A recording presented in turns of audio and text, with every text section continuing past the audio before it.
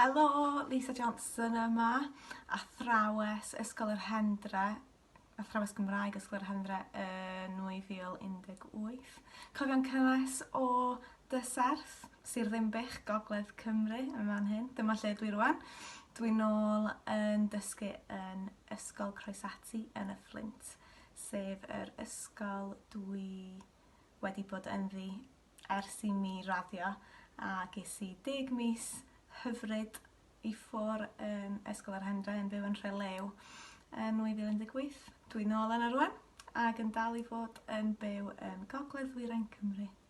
Cofion atoch chi gyd, mae'n gobeithio gafach chi flwyddyn saff ac iach yr